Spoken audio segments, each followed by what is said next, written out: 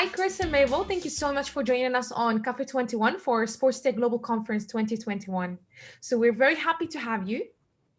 And hi, Chris. Starting with you, if you want to tell us a little bit about yourself and then walk us through about Mabel's condition and how you actually cope today as a family. Oh, hi, yeah, thanks very much for having us on. Yeah, my name's Chris and this is my daughter Mabel. Mabel, say hi. Hello. I'm the father of Mabel, and basically I became involved with Team Endeavour early on when Mabel was born, actually, because she was born prematurely at 27 weeks, and straight away that was a big challenge, just the premature aspect of it. But as Mabel started to grow older, we realised some things weren't quite right. So she had some investigations done, scans, tests and things like that. And they actually found that both of her kidneys were packed full of kidney stones. And of course, at the time, she was really, really tiny. She had to have two quite major surgeries to have them removed. From there, sort of the diagnosis of things kept mounting up and mounting up. So she has a condition called nephrocalcinosis, which is like a calcium lining in the kidneys, which goes on to create the kidney stones. She suffered from severe reflux, which meant she was sick all of the time. And also from that, she didn't actually eat anything. Every time she ate, she was sick. So that psychologically wise put her off eating.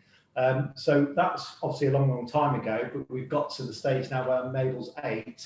She's had approximately about 35 surgeries in total and so many hospital visits, I can't remember how many times we've been in hospital. But she's a real little fighter.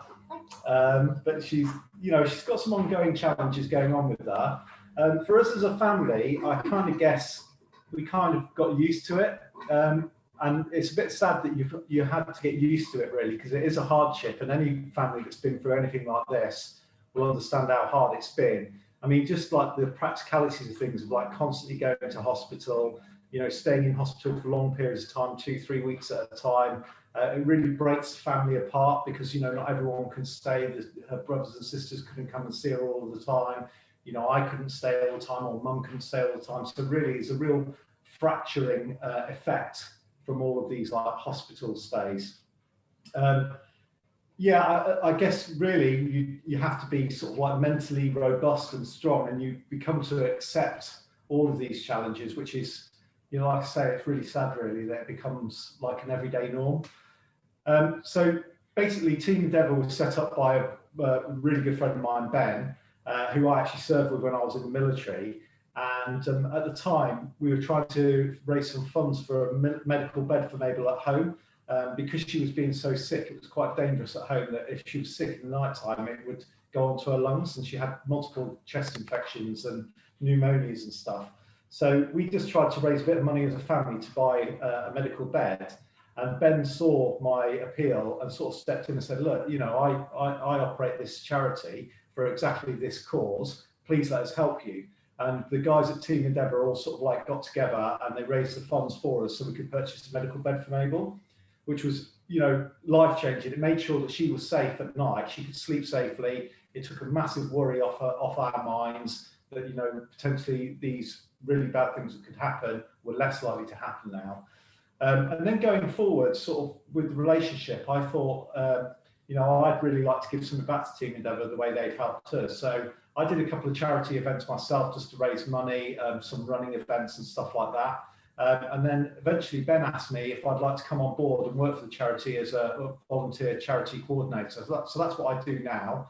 But since then, again, later on down the line, Mabel now uses a wheelchair, which we weren't eligible for on the National Health Service. So again, it had to be funded privately, and Team Endeavour stepped up to the mark and actually bought her a wheelchair as well. So now that when we go out, she can use a wheelchair, she can be safe.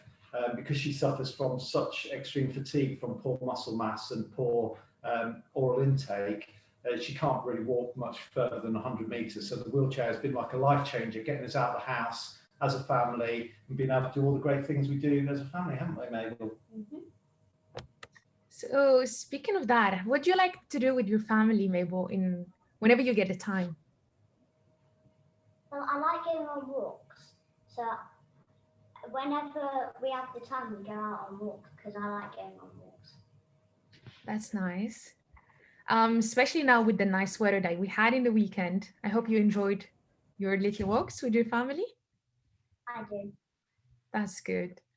So, so what are the things that like you enjoy doing the most, like all the time, other than like walking? Well, I like playing with mum and dad and my sisters and brothers. And who we are you? like, we like going in the garden as well. Oh, nice. That's very interesting. So, do you have any big dream that you really want to achieve one day? Well, I like going horse riding, so I really want to be like really good at horse riding, and then when I grow up, I want to like jump in the big jumps eventually. That sounds really interesting. Actually, I'm a horse rider myself. So, yeah, we could meet one time and do that. Um, so Mabel, if you have like one message that you want to tell the whole world about it, or tell anyone, like kids your age or other than that, we know that you've been through a lot and you've been a really, really brave girl that we ourselves as adults are actually learning from you now. Like your courage, your persistence, all of that are things like that are inspiring us. So do you have any message you want to tell people? Well, for people my age, I would always say believe in your dreams. And anyone else, like adults, anything you want to teach them about your experience? Be kind. That's the strongest message, actually. Thank you.